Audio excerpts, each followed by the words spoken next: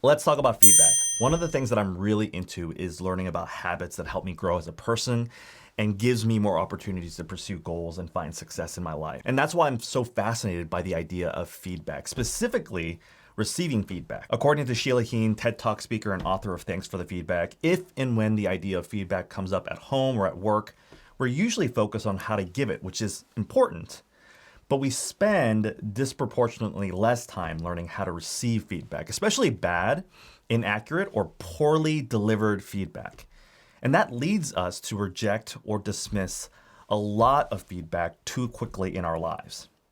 The point is this: receiving feedback can be high stakes, it can be difficult, it can be scary. And if we don't want to receive certain kinds of feedback or a lot of feedback, we can choose to do so. And sometimes that's the right move. But Heen argues that rejecting too much feedback can be a huge disadvantage in life when it comes to our growth and development, because most of the feedback we receive will come in an unideal way or form. Giving feedback is hard. Receiving feedback is even tougher. Whether it's unexpected timing or it's coming from someone we don't fully trust, whether it's just flat out wrong or it's flat out right, but it hits us way too personally. Feedback is rarely ideal in life, and there's always a reason to not hear it.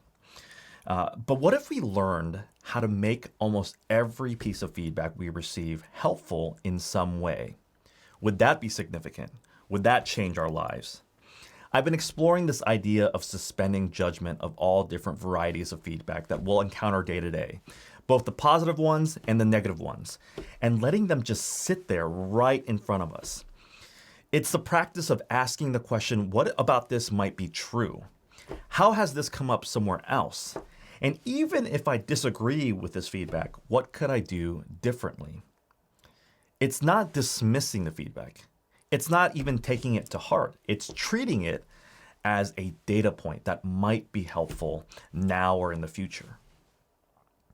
If we can practice this more, then we can create a process within ourselves to be able to take a wide variety of feedback, consider what it means, and then be able to extract what is insightful and helpful, even if it's only a small fraction of that entire feedback. I think this is how we can become more resilient and thoughtful. This is how we can be kind, we can be patient, and even respectful when it's high stakes, when it's high emotions, and when there's a lot of conflict going on. And ultimately, this is how we can become better leaders, partners, and decision makers in our lives. So I want to share with you 3 habits that allow us to become better receivers of feedback. The first is this: proactively ask for feedback. Whether you're a teammate, parent, employer, or employee, proactively asking for feedback communicates a desire for building trust and candor. Now, make sure you've built some sort of context and rapport. Asking for feedback can't be random, and it can't be unexpected. It has to be with someone who has had the opportunity to know you a little bit, to get to observe you a little bit. You're signaling when you're asking for feedback that you're wanting mutual growth and that there's room to express ideas and concerns when they come up in an environment of safety and grace. That's really important. And by the way, being open to feedback is not the same thing. A lot of leaders say, hey, I have an open door policy. Well, that policy is very passive. It's a passive posture for feedback. And it puts extra pressure on the other person, especially people who are underneath that person, to make the move. So instead of being open, be active. Ask for that feedback. The second thing is set really good boundaries. Receiving feedback well requires you to set up really strong and healthy boundaries. I know that sounds counterintuitive, but being indiscriminately open to all kinds of feedback is just way too overwhelming and unhelpful. That's why when you're proactively asking for feedback, you're actually trying to create good boundaries. You're communicating what you want feedback on, and that's really important because that means you've prepared yourself to hear feedback in that particular area or on that particular topic. And that means you're going to be more open to receiving feedback, even when it comes poorly. Setting good boundaries also helps you determine how and when you're willing to receive feedback. You certainly do not have to submit yourself to any feedback that is mean-spirited or hurtful. And setting good boundaries empowers you to distance yourself from that kind of feedback.